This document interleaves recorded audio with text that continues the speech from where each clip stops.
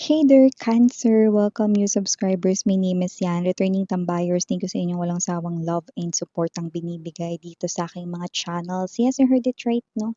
Mga channels. So, meron pa tayong isa pang channel. Ang link niya ay down below sa ating description box. So, if interesado, i-click lamang yan at dyan ay may ina-upload din tayo na collective readings for all signs everyday po. Ayan. So, yun no, mga babes, no? At wala rin tayong gender dito. So, babae, lalaki, LGBT, everybody welcome. Pwede rin pong i-switch yung mga roles dahil possible talaga magkapalit-palit kasi general reading ito. And at the end of the day, lahat ay may free will, Cancer, no? Kung gusto nyong i-claim yung mga messages or hindi. At syempre, no, cross-watchers ni Cancer, welcome ka rin. At may Cancerian placements and natal/birth chart, welcome din kayo. So, just take only what resonates, guys. May free will din kayo. Okay, so let us see.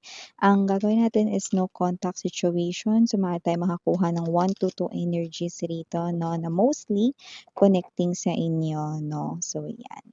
And alamin natin kung may mga possible actions. May thoughts ba siya rito about you guys or may mga plano ba for you guys in the future pertaining this no contact situation. So Archangel Michael, thank you so much.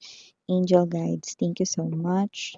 Can we get messages out of this no contact situation here with the energy clinging to Cancer? So let us see what do we have here for you guys. This reading is intended for my Cancerian people. Cancer.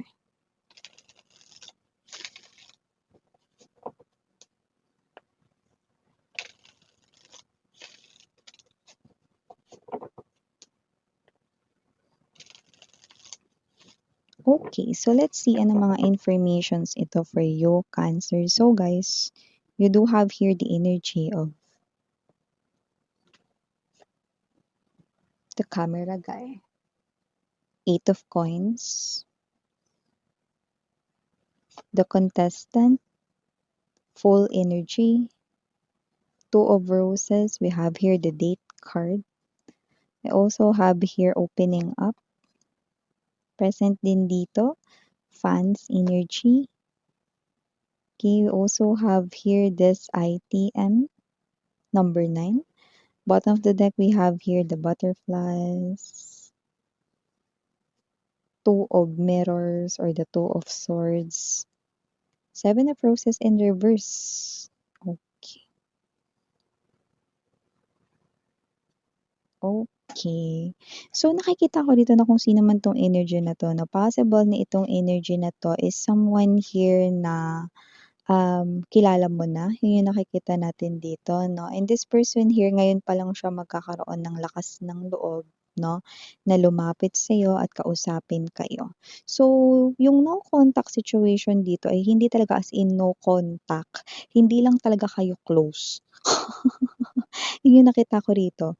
Kumbaga kunwari, kung siya ay katrabaho mo with the presence of 8 of Rings energy, okay, hindi siya yung lagi mong kasama kumain sa lunch or sa coffee break or sa yosi break or kasabay mo sa uwian, yan, no? Hindi. Parang siya ay nandoon din, nagtatrabaho, pwedeng same department kayo, pwede rin namang magkaiba ng department, no? Pero hindi siya yung lagi mong kasama. Okay? So, whether you are in a group of coworkers or colleagues, hindi siya kasama doon, hindi siya kabilang doon. So, posibleng taga-ibang ano siya, department, ganyan, no? Or pwede rin naman mga babes na sa iisa lang kayo rito, no, na lugar, pwedeng area, no, na nandoon parehas. Doesn't have to be na workplace lang ito. Pwede rin naman na isa lang yung community ninyo. Pwedeng iisa lang kayo ng barangay, ganyan. O baka naman kapitbahay mo to pero hindi mo naman ka-close, pwede rin ganon, no? Yan. So with the contestant right here, this person will try. Okay? This person will take that risk, will take that chance to approach you and invite you out on a date. We have here the date card. See? This person here, sa kanyang unang approach sa inyo, magugulat kayo kasi hindi naman kayo kinakausap ng taong ito talaga. Hindi dahil galit siya sa inyo, no, or hindi niya kayo rito bet, kundi hindi mo lang talaga siya rito ka-close. Yan, no. So, may mga iba rin siya ritong mga kasama. Yan, no.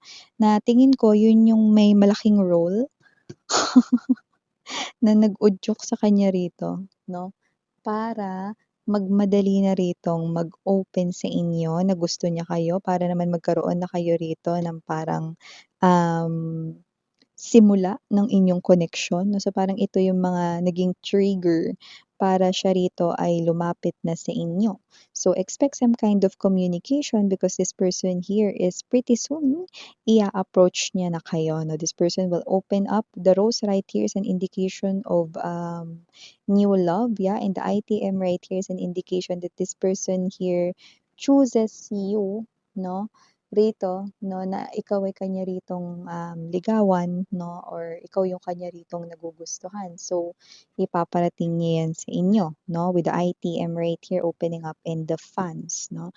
At malaking bahagi ang kanyang mga kaibigan dito or mga kasama niya 'to sa trabaho 'no, para mag-open up na siya sa'yo ng emotions and feelings. Yun yung nakikita natin dito 'no. Meron na tayong nakikita rito mga babes 'no, na kung sino man 'tong energy na 'to 'no, baka lang maisip mo na, baka ang huling information na alam mo sa kanya is meron siyang, ka-in relationship, meron siyang boyfriend, meron siyang girlfriend, parang yun yung alam mo. Either nakita mo na siya 'no, that he or she is with someone and you know na yun yung kanyang girlfriend and boyfriend 'no. Parang sabihin natin nakita mo siya last month 'no, sa isang waiting shed 'no, and meron siyang ka-holding hands, 'yan 'no. So, maaaring meron kang gano'ng huling malaman na parang, "Oh, bakit ako na-approach nito?" May mga gano'n ka. After the approach, maaaring may mag-resurface rito na memory mo 'no, or sa memory mo na nakita mo siya rito na parang last month ko lang siya nakita na meron siyang girlfriend, boyfriend, parang may gano'n ka, okey. So, nakikita ko dito that with the Six of Flutes energy 'no, those memory, okey, is yung klase ng energy na kung ito man ay nangyari last month 'no, or last 2 months 'no, sabihin natin 'no, na meron siyang feeling mo girlfriend niya yun, hindi 'no. So, whatever the case may be, okey, walang indication, yung iba doesn't have to be na meron siya rito naka-holding hands or whatever na puwedeng may kasama lang siya, that is just a friend of him or her 'no. So, no need 'no, maaaring na-misunderstood mo lang. Or kung yung huling information na alam mo sa kanya pero hindi mo naman siya nakita, pero ang alam mo may huli kang information na nalalaman na, oh, 'di ba parang long long time meron siyang long time girlfriend, meron siyang long time boyfriend 'no. So yes, that's true as well, pero hiwalay na sila. Yun yung nakita ko rito, okey? At hindi ka lumalabas bilang rebound, so wag kang mag-alala 'no. So kahit ito ay 2 months ago na silang hiwalay, 3 months ago na silang hiwalay dito 'no, doesn't have to be na ikaw yung reason nun, hindi. So wag kang mag-isip ng ganyan. At hindi rin ikaw ang rason kung ba't sila naghiwalay, so walang gano'n 'no.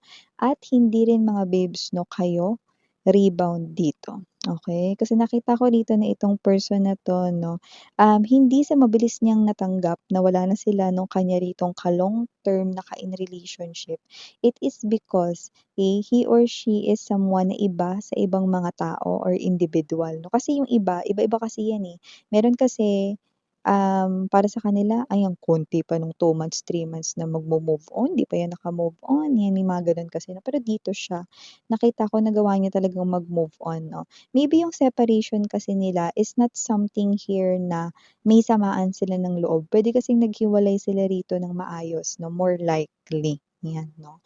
And possible rin na may na-fell out of love, okey. So, kung sino sa kanila yun hindi ko masabi dito. Pero kung iniisip mo, "Miss 'yan, paano kung siya yung na-fell out of love, baka 'pag sinagot ko siya ma-fell out of love din siya, 'di sayang naman yung time na ginugol namin for each other 'no." Well, actually sa nakikita ko rito, this person here is someone na meron siyang date to marry energy. So, if ever man na meron ditong, hiwalayan na nangyari, either siya yung nag-let go kasi yung partner niya rito yung parang na-fell out of love.